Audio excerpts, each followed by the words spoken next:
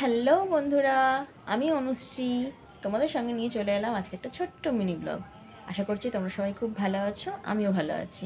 ভাবলাম অনেক দিন তোমাদের সাথে কিচ্ছু শেয়ার করা হয় না, তাই আজকে ছোট্ট একটা মিনি ব্লগ তোমাদের সাথে শেয়ার করছি। চলো দেখে নাও। কাতলা মাছটাকে ভেজে করব ফুলকপি দিয়ে ঝোল, তারই প্রস্তুতি চলছে। নিয়ে যাবি স্কুলে, খুব বেলা হয়ে গেছে আজকে উঠতে ঘুম থেকে, জানো তো, সেই জন্য একটু তাড়াতাড়ি করছি। এই যে আমার এখানে তেল গরমও হয়ে গেছে, এবার আমি মাছগুলোকে ভেজে নেব।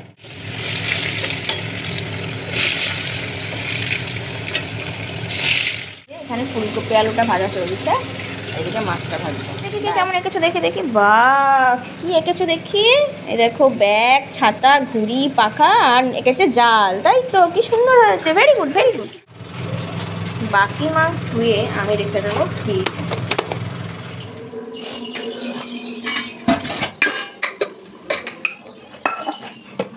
কাজে যাবে আর মেয়ে যাবে স্কুল, মেয়ের জন্য আর বড়োর জন্য ভাত বেড়ে নিয়েছি। এখানে ডিম সিদ্ধ আছে, এখানে আছে কুমড়ো ভাজা, পটল ভাজা, আর আছে এটা চাল কুমড়ো ভাজা। এখানে আছে মাছের ঝোল, ফুলকপি আলু পেঁপে দিয়ে ঝোল।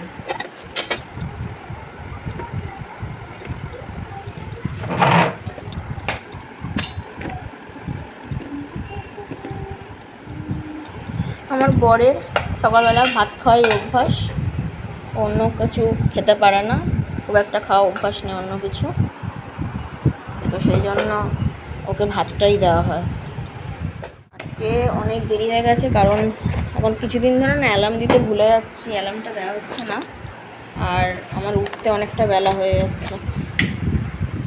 আজকে তো উঠেছি 7:30, মানে নিজেরই বিশ্বাস হয় না, আমি এত বেলা করে কোনো দিনই উঠতাম না, কিন্তু ইদানিং এই বৃষ্টির জন্য আমার বেলাটা হয়ে যাচ্ছে। যাই হোক, আজকে একটু রোদ উঠেছে বাইরে। গোপাল আয়,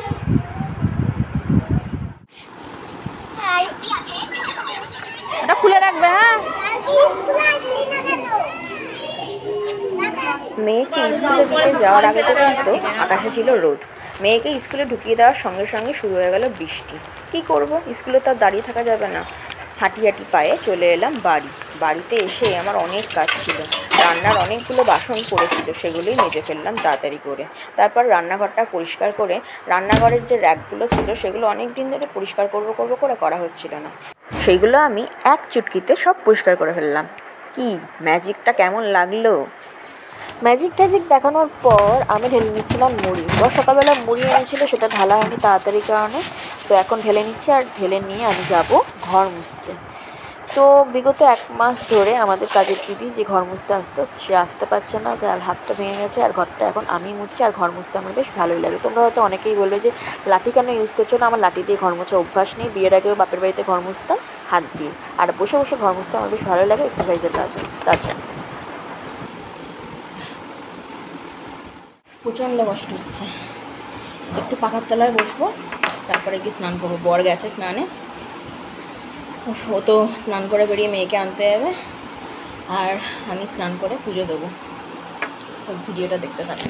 তো স্নান করে তো আমি চলে এসেছি, স্নান করে আসার পরে চুল আঁচড়াতে না আমার বড্ড অসহ্য লাগে, কারণ চুল আঁচড়ালে প্রচণ্ড চুল ওঠে আমার।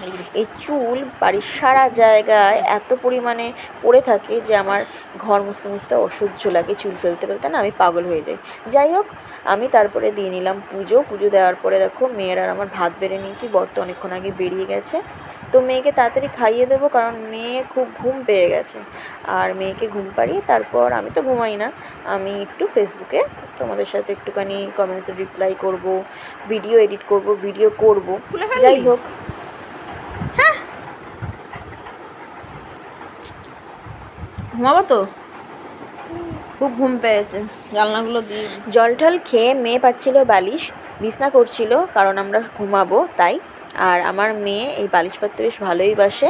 তো যাই হোক, চলো ভিডিওটা আজকে আমি এখানেই শেষ করলাম। ভিডিওটা যদি ভালো লেগে থাকে তাহলে অবশ্যই লাইক কমেন্ট করে পাশে দেখো, আবার দেখা হবে নতুন একটা ভিডিওর সাথে। Tata, bye bye.